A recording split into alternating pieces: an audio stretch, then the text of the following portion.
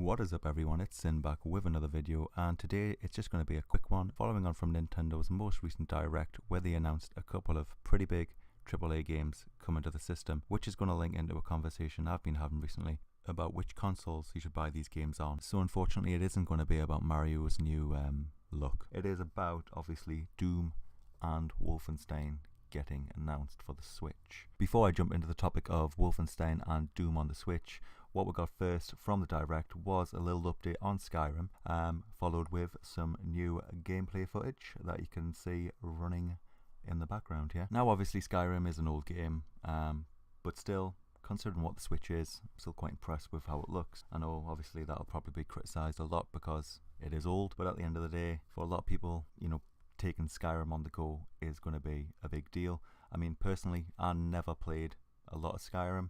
I never completed it originally when it came out on the PS3, and I never rebought it for the PS4 either. So it is tempting for me to get Skyrim again on the Switch because I think I'll end up playing more of it, and I'll get around to actually completing it this time, which will be a first for me. So as this footage now runs down, I'll end it with a couple of freeze frames of that awesome looking Zelda gear, and I'll move into the next Skyrim related topic, which will just be a quick one. So it's been a open debate for a while now whether or not we're going to get the special edition of Skyrim, and it looks like we finally have, well, we kind of have an answer.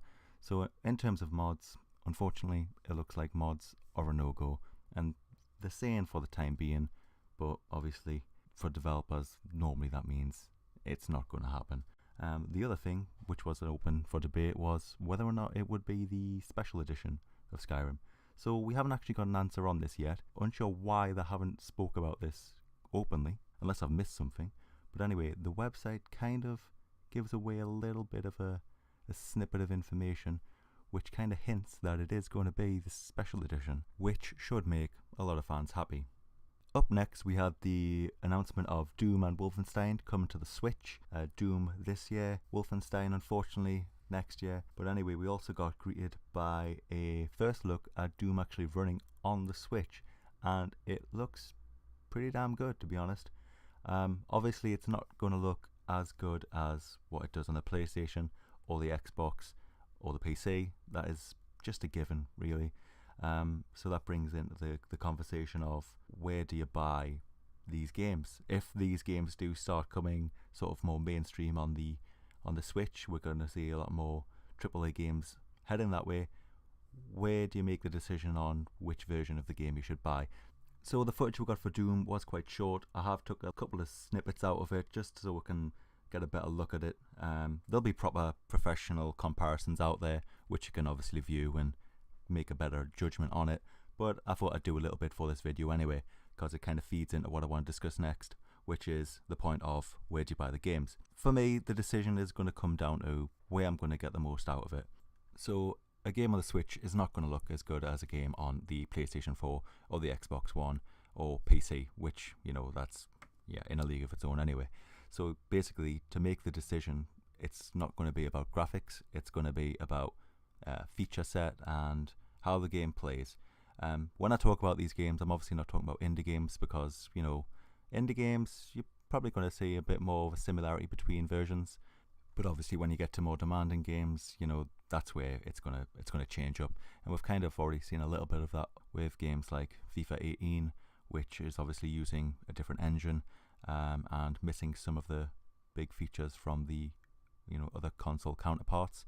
But then you've got other games like NBA 2K18, which the only major difference as far as I'm aware is the fact that it runs at 30 FPS, which obviously might be a big draw for some people because those games typically run at 60, which is going to look a lot better, a lot smoother for the type of game it is. That could be quite important for a lot of people. So it's going to vary between genre of game obviously, and how visually demanding the game actually is going to be on the console, how much strain it's going to put on there. So the other comparison we have at the moment is Sonic Forces, which again is going to differ on the Switch unfortunately.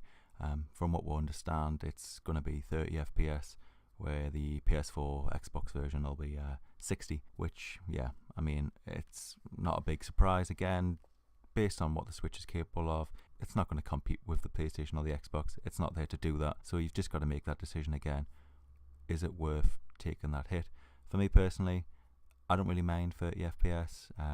It looks fine to me. I'm not one of these people that gets so caught up on I need 60. So yeah, I mean, I probably will end up getting Sonic Forces on the Switch as well. So with graphics and frame rate aside, the other thing we have is obviously features. Now, in terms of Doom, at the moment we do know that it is going to be missing something, which will be the level editor, which is not going to make it onto the Switch version. Apart from that, the only other thing that they've mentioned is the fact that the multiplayer will need to be a separate download, which for me personally isn't a huge deal. I know that obviously there's a lot of things at the moment about needing SD cards to play certain games, but you know, it's a small system. You're going to be expected to have to upgrade the memory eventually, and SD cards aren't necessarily that expensive anymore, and they'll only get better. So yeah, apart from the level editor, the only thing is the multiplayer. In terms of the level editing, it's not a big draw, so if I was going to judge it, I would then look at that and say, okay, am I going to use that feature? And in this case, I would probably never use that feature, so it's not going to really impact my decision. So for the case of Doom as well, it's going to come into multiplayer.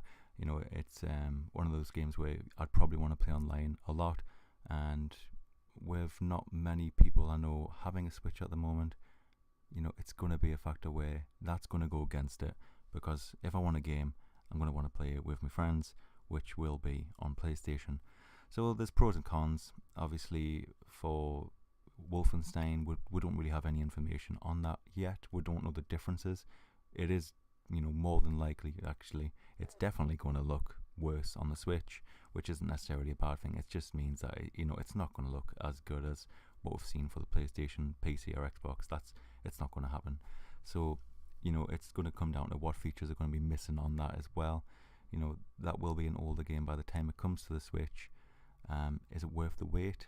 I mean, it's hard to say, but obviously if we invest in these games, these, you know, big IPs for the Switch, it just means that we're going to get more and more games coming to the Switch that otherwise would probably miss out on. So yeah, I mean, it's more of a factor of where you're going to get the most benefit out of it. So like I mentioned at the start of the video, Skyrim for me is going to be a chance to get back into that game and, you know, play it on a system where I'm going to get more use out of it. I'm going to probably invest more time in it because I'll be able to take it where I want. In terms of Doom, yeah, I mean, I haven't played it originally, but unfortunately it's probably not something I'm going to pick up. Wolfenstein, again, it's going to be hard to judge because we don't really know anything about the Switch version, and you know, it's going to come out on PlayStation next month, I believe. So, you know, is it going to be worth waiting for? Probably not. So, you know, judging these games, it's hard with the timescales that we're going to have between the releases. We're going to get some closer examples, LA Noire, which obviously at this point we know it's not going to look as good on the Switch as the PlayStation or Xbox version, unfortunately. But you know, it's still going to come out pretty much at the same time. Same with Sonic Forces, NBA, FIFA. These are all going to come out roughly the same time. So Switch owners aren't going to need to wait. These other big IPs, Wolfenstein, you're going to have to wait, and unfortunately it's making the decision if it's going to be worth that wait, and without the information there, it's probably not. But you know, as the cycle continues and grows with increasing sales of the Switch, you know, more people invest into it. If these games start to do well, we'll start to see more games coming to the Switch, and at that point, you know, the gap between release dates between the major consoles is going to reduce, and we're going to see pretty much streamlined releases. So obviously this is the first year for the Switch, and so far it's been pretty damn good. Hopefully this is going to continue, and it's going to continue to grow, and we'll continue to see more of these big IPs coming to the console. But obviously that all depends on how well they do. As history's told us, they don't necessarily do that well. Indication on if that's going to change is hard to tell at this stage, but you know, this time next year we'll know. But yeah, I mean, for this video it was pretty much just to talk about these announcements and how I'm going to decide which console to buy these games for in the future. So yeah, I mean, that's pretty much all I've got time for today. I did try to keep it short, but obviously I went over a little bit what I expected to do. So yeah, if you liked it, subscribe, hit the like button, share it, you know, all that standard stuff. And there'll be more videos coming up. See you now. Peace.